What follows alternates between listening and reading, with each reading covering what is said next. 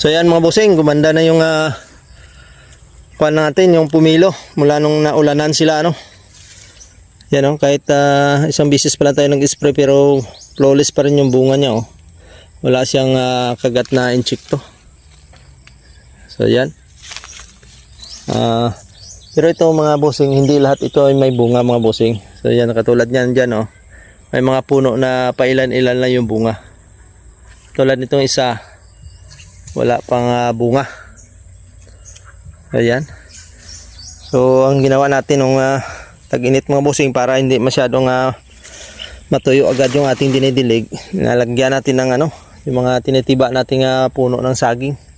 So yung mga saging natin na nalanta nung umulan kasi, tapos naghangin, marami natumba. Ayan, nilalagay natin sa kanilang puno So pagka natuyo naman yan ay abono din naman yan.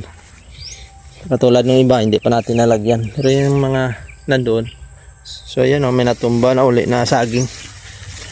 Yung saging natin kasi pag sobrang init, ayun ang dahon, nilaw sila. Tapos lumalambot yung puno.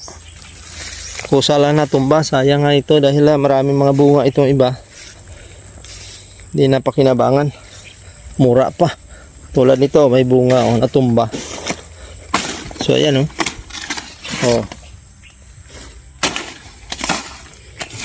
Makuan pa yung bunga niya, maliliit. Langanin. So tinatambak natin dito sa puno niya. Ayan.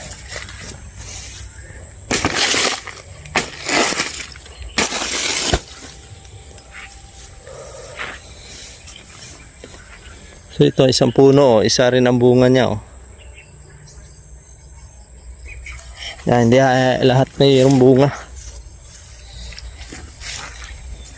Basa pa naman yung lupa. Taliksik kagabi. So ito yung ating rotation pagka umaga ikot-ikot dito sa ating mga tanim-tanim. So itong isang puno, medyo marami siyang bunga Maliit yung tangkay niya Mayroon siyang 5 bunga, 6.